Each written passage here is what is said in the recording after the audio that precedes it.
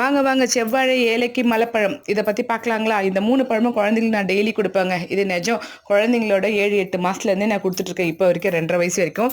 Doctors பால் avoid பண்ண சொல்றாங்க. ஆனா பால் அவாய்ட் பண்ண முடியாது. 1 டம்ளர் பாலாவது குடுக்குற மாரி ஆயிடுது. ஆனா பாலுக்கு பதில் பழம் குடுங்க. அதுவும் பழம் லூஸ் மோஷன் டைம் குடுக்கக்கூடாது சொல்றாங்க. இல்ல எல்லா டாக்டர்ஸும் சொல்றாங்க. எல்லா இடத்துலயும் ஒட்டி வச்சிருக்காங்க. கார்ப்பரேஷன்ல நான் போன இடத்துலலாம் கூட பழம் லூஸ் மோஷன தடுக்குங்க. மலச்சிக்கல சரி பண்ணும். நார்ச்சத்து அதிகமா இருக்கு. அதுவும் செவ்வாழை, ஏலக்கி காலைல ஸ்கூல் போகிற குழந்தைங்களுக்கு கொடுத்தா மூளை சுறுசுறுப்பாக இருக்குமா, ஞாபக சக்தி அதிகமாக வருமா, நிறைய ரத்த ஓட்டம் கிடைக்கும், குழந்தைங்க நல்லா ஹெல்த்தியாக இருக்கும், அதில் இருக்கிற நார்ச்சத்தும் நல்லது, அதனால் பழம் கொடுங்க அப்படின்றாங்க. நீங்களும் பழம் கொடுங்க. நான் இப்போ ஒர்க் பண்ணிட்டு குழந்தைங்களுக்காக வீட்டில் இருக்காங்க வேலையை விட்டுட்டு. எனக்கே குழந்தைங்களை வளர்த்துட்டு எல்லா வேலையும் செய்யும்போது வீட்டு வேலைலாம் முடிச்சுட்டு டயர்டாகிடுது. ஆனால் குழந்தைங்கள பார்த்துட்டு வேலைக்கும் போயிட்டு வர எல்லா பெண்களும் யோசிச்சு பாருங்கள் எவ்வளோ கஷ்டம்னு.